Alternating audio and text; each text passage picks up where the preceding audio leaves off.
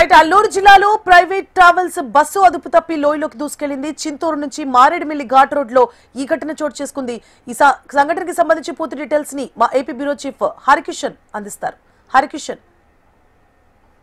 ఏదైతే మారేడుమిల్లిలో ఈ రోజు ఘటన జరిగినటువంటి నేపథ్యంలో వీళ్ళందరూ కూడా చిత్తూరు వాసులుగా కూడా గుర్తించడం జరిగింది. వీరు భద్రాచలం నుంచి ఇటు అన్నవరం వెళ్తుండగా ఈ ఘటన చోటు చేసుకుంది. ఆ కుటుంబాల్లో కూడా తీవ్రని విషాదం నెలకొనిందని మాత్రము చెప్పుకోక తప్పదు. ఎందుకంటే అందరూ కూడా దైవ దర్శనానికి వెళ్లి మళ్ళీ తిరిగి దైవ దర్శనానికి వెళ్తున్నటువంటి సమయంలో ఈ ఘటన చోటు చేసుకుంది. ముఖ్యంగా దగ్గర 10 మంది వరకు కూడా మృత్యువాత పడినట్లుగా కూడా తెలుస్తుంది. ఈ మృతుల సంఖ్య మరింత పెరిగే అవకాశం ఉందని చెప్పేసి కూడా తెలుస్తుంది. ఏదైతే సంఘటన జరిగినటువంటి ప్రాంతానికి పోలీసులతో పాటు స్థానికులు కూడా పెద్ద సంఖ్యలో చేరుకుంటున్నారు.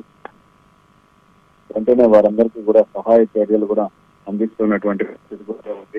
ఒక్కసారి మనం చూసుకుంటే మారేడుమిల్లి అనేది కూడా కంప్లీట్ గా ఘాట్ రోడ్ గా ఉంటుంది.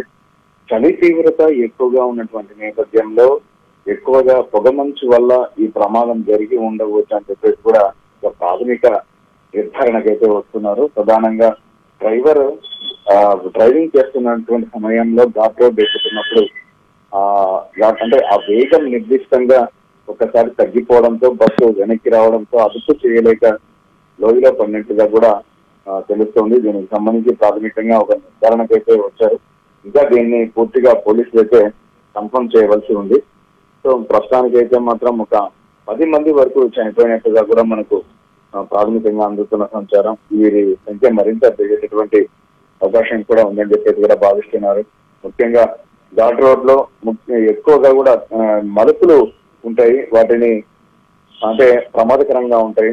సో వాటిని అదుపు చేయలేకనే డ్రైవర్ బ్రేక్ ఫెయిల్ కావడంతోనో లేదంటే అదుపు తప్పడము జరిగి పడిపోయిందని చెప్పేసి కూడా అనుమానిస్తున్నటువంటి పరిస్థితి కూడా లేకపోలేదు. ప్రధానంగా ఒకసారి మనం చూసుకుంటే ఈ బస్సు వచ్చేసి ఏపీ 39 UM 6543 నెంబర్ గలటువంటి బస్సు. ఇది ప్రైవేట్ ట్రావెల్స్ కి సంబంధించినటువంటి బస్సు. చిత్తూరు జిల్లాకు చెందినటువంటి వీళ్ళందరూ కూడా చిత్తూరు జిల్లా టూరిస్టులు అని చెప్పేసి కూడా తెలుస్తోంది. భద్రాచలం శ్రీరామచంద్రుల వారిని దర్శించుకుని అనంతరం అన్నవరం సత్యనారాయణ స్వామి దర్శనానికి వెళ్తుండగా ఈ ఘటన అయితే చోటు చేస్తుంది.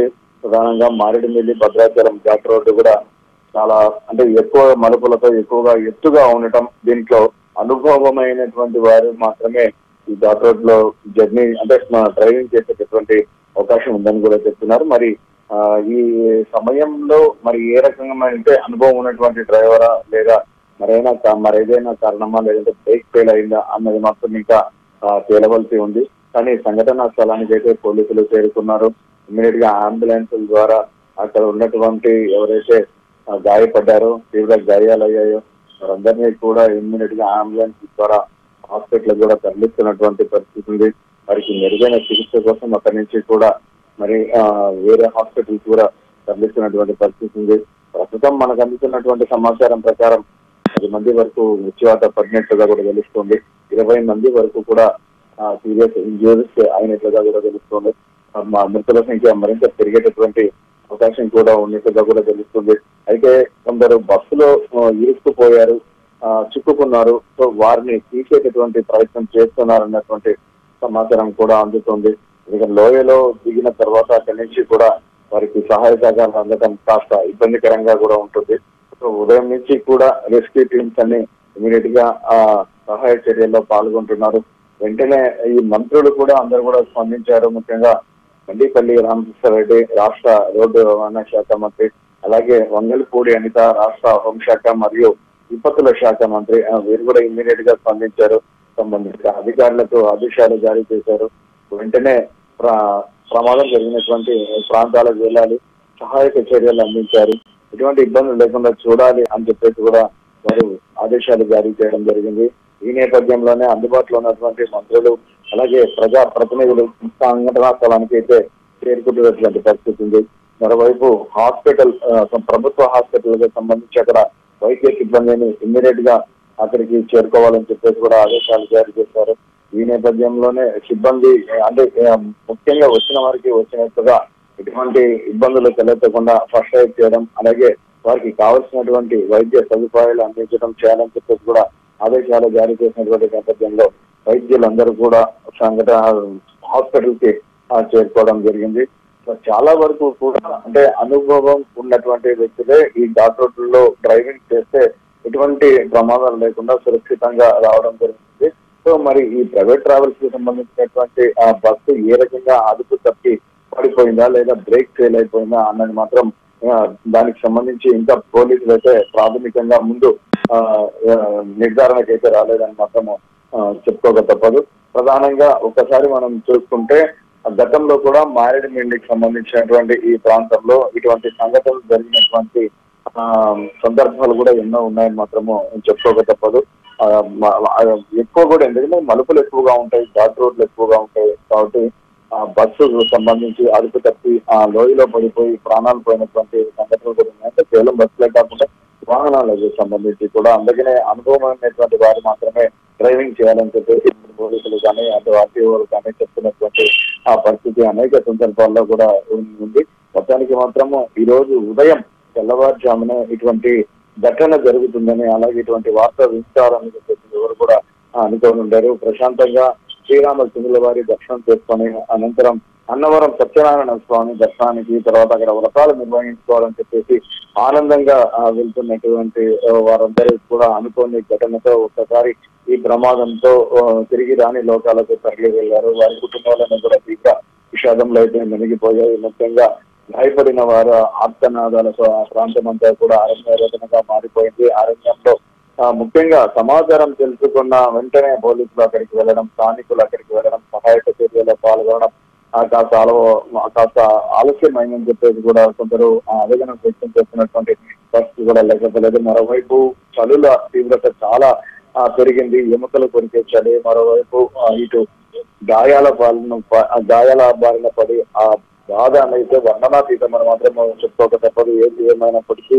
రెస్క్యూ టీమ్స్ అయితే చేరుకున్నాయి, వారికి సహాయక చర్యలు అందిస్తున్నాయి. ఇమీడియట్ గా గాయపడిన వారందరినీ కూడా మెరుగైన చికిత్స కోసం మంచి ఆసుపత్రులకు అక్కడి కూడా తరలిస్తున్నటువంటి పరిస్థితి ఉంది. దీనికి సంబంధించి ఇటు జిల్లా అధికార యంత్రాంగం పూర్తిగా కూడా మానిటరింగ్ చేస్తుంది. అలాగే మంత్రులు కూడా మరి కాసేపట్లో సంఘటన స్థలానికి వెళ్ళి అక్కడ ఉన్నటువంటి వాటిని అక్కడ ఉన్నటువంటి పనులను పరిశీలించడంతో పాటు అలాగే హాస్పిటల్స్ కూడా వెళ్ళి అక్కడ వారికి అందుతున్నటువంటి వైద్యాన్ని కూడా పరిశీలించేటటువంటి అవకాశం కూడా లేకపోలేదు. మరోవైపు క్షతగాత్రులకు వైద్య ఖర్చులకు సంబంధించి కంప్లీట్ గా కూడా ప్రభుత్వమే భరిస్తుంది. వారికి అవసరమైనటువంటి వైద్యాన్ని అంతా కూడా ప్రభుత్వమే అందిస్తుందని చెప్పేసి కూడా మంత్రులు ప్రకటించడం జరిగింది.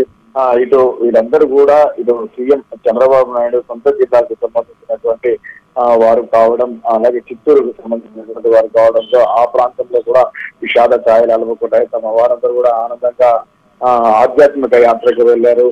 సో చాలా త్వరగా తిరిగి వస్తారులే అనుకున్నటువంటి వారందరికీ కూడా అనుకోని వార్త ఈ రోజు ఉదయం వారికి తీవ్ర కలతను మాత్రం మిగిల్చిందని చెప్పుకోక తప్పదు. చిత్తూరు జిల్లాకు సంబంధించి ఇంకా వారు ఏ ప్రాంతానికి సంబంధించినటువంటి వారు అన్నటువంటి వివరాలు అయితే ఇంకా పూర్తిగా అందవలసి ఉంటుంది. అక్కడ ఉన్నటువంటి పోలీసులకు సమాచారం అందించారు, వారి బంధువులకు కూడా సమాచారం అందించారు. సంఘటన స్థలానికి చేరుకునేటటువంటి ప్రయత్నం అయితే ఎవరైతే అక్కడ ఉన్నటువంటి బంధువులు కూడా రోచనలతో బయలుదేరినట్టుగా కూడా తెలుస్తోంది.